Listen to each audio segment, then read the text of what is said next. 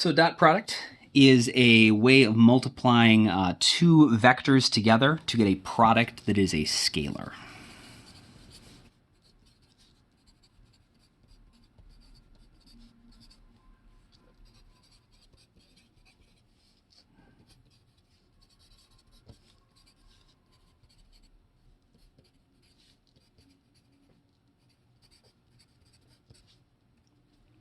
So we're going to multiply two things that have a direction, vectors, and get something that does not have a direction as a result. And this is something that we need to do, for example, when we are calculating work.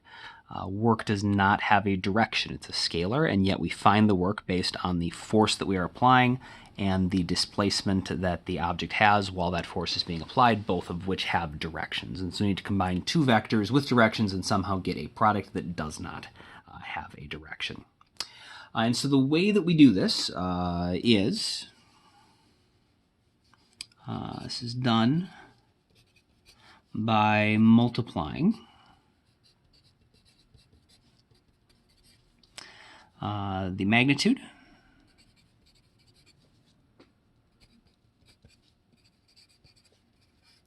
of one vector. It doesn't matter which one you start with in the case of a dot product. By the magnitude of the component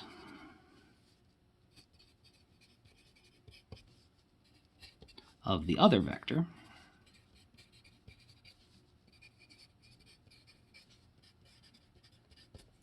that is pointing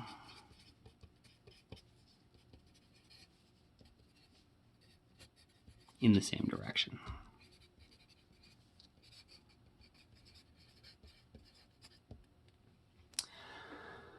What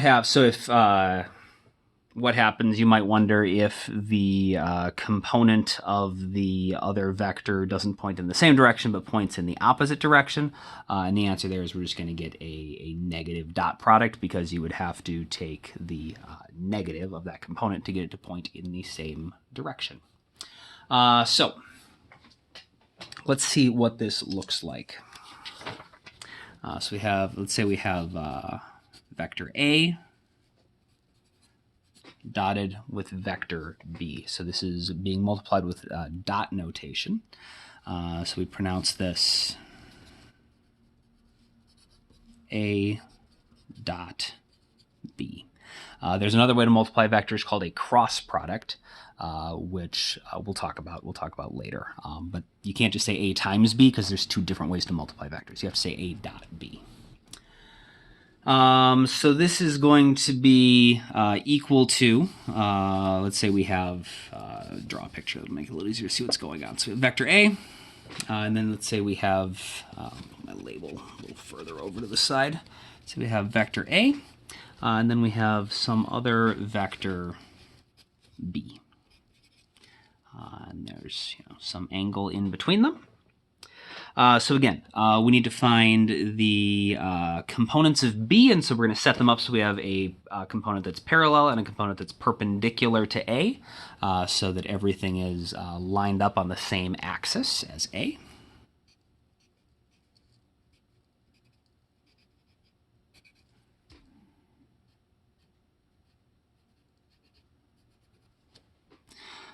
So this is the component of B that is parallel to A, and this is the component of B that is perpendicular to A. Perpendicular. And we said that we want to multiply one vector, so we could do the magnitude of vector A times the magnitude of the component of B that's pointing in the same direction, which is the parallel component. So A dot B is equal to the magnitude of A times the magnitude of that parallel component in this case, which is going to be equal to A times the parallel component. It's going to be B cosine theta.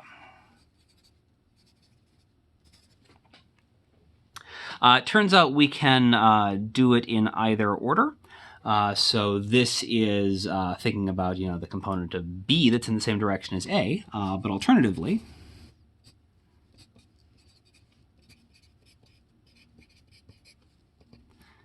so we can set up the exact same diagram.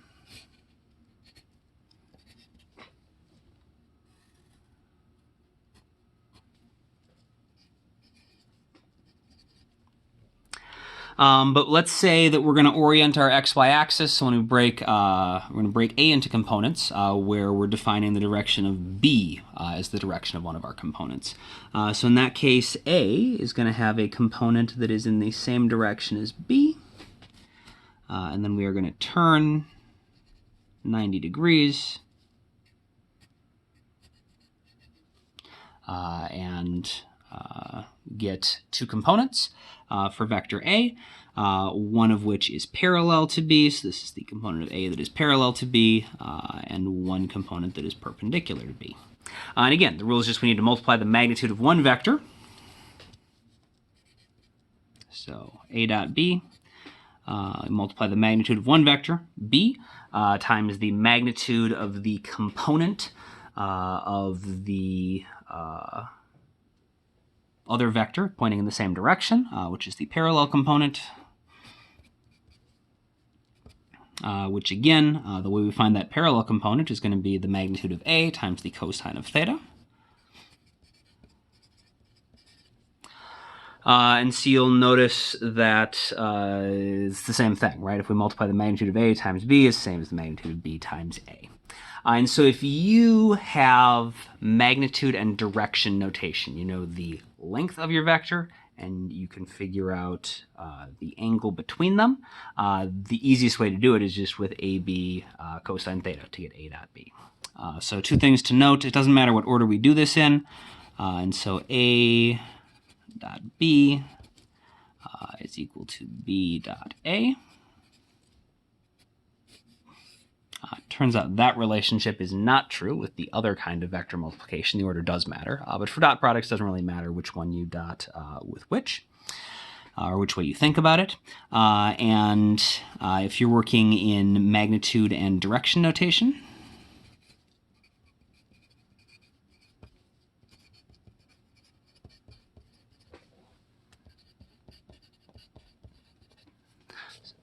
the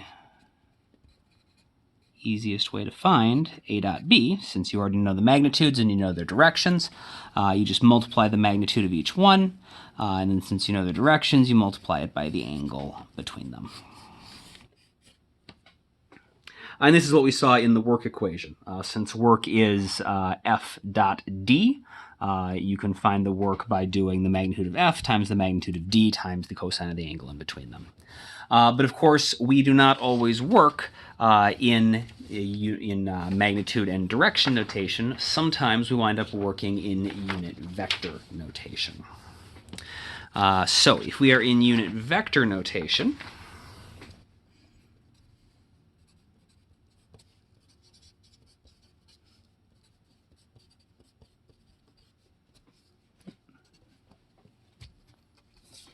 I hope that's readable. In unit vector notation, so this is our I hat, j hat, k hat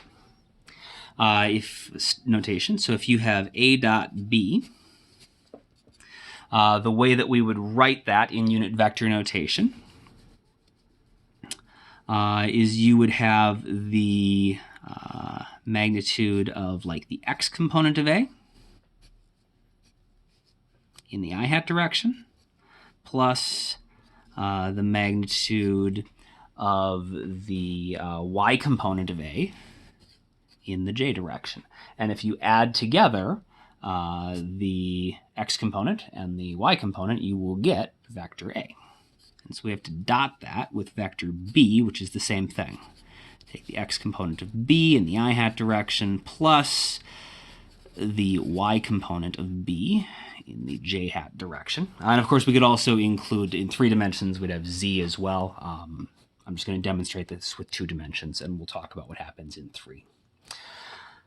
So if we dot these together, we can see what's going to happen. We'll just have to sort of FOIL this out.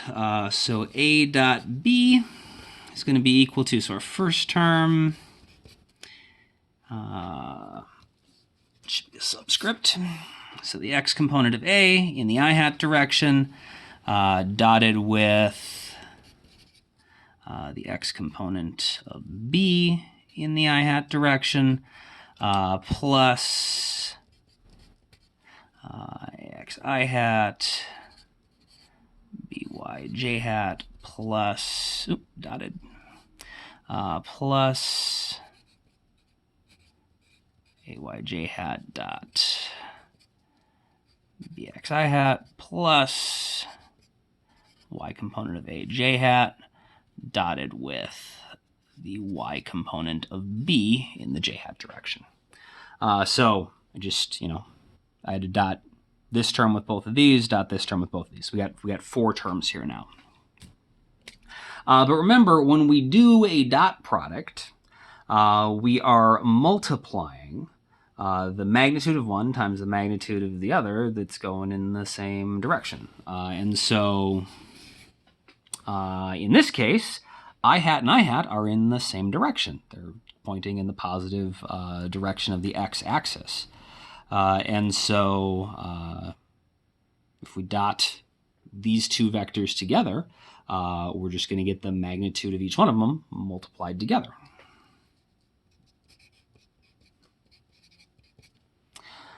Because they're parallel, because they're in the same direction.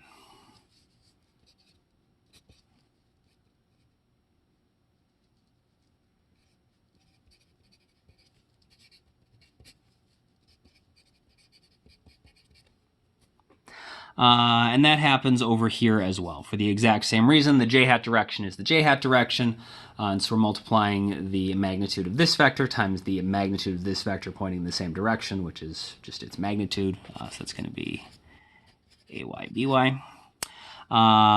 These 2, though, something pointing in the I hat, and so I hat and j hat. I hat points in the positive x direction. J hat points in the positive y direction. They are perpendicular to each other.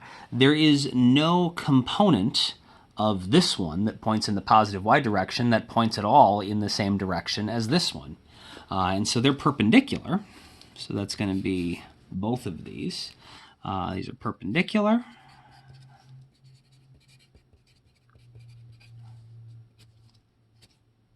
And if they are perpendicular and we dot them together, it's going to be 0 because the component of our second vector that points in the same direction as our first vector doesn't exist. So you get a magnitude of the first one times 0 because there is no component that points in the same direction. And so all we wind up with is just the x components multiplied together plus the y components multiplied together. And so if you are in unit vector notation,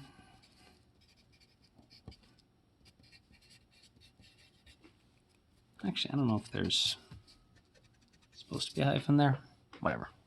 In unit vector notation,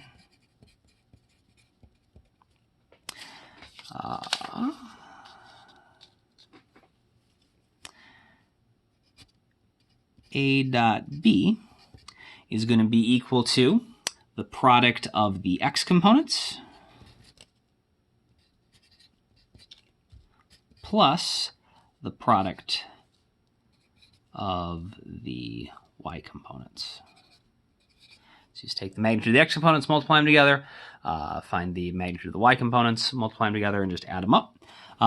If you have, you're in 3 dimensions, you have a z component, you could also add that as well. It follows the exact same rules for the exact same reason. It just takes significantly more space to prove it. So we've got 2 ways to find dot products. If we are in unit vector notation, do this. If you are in magnitude and direction notation, AB cosine theta.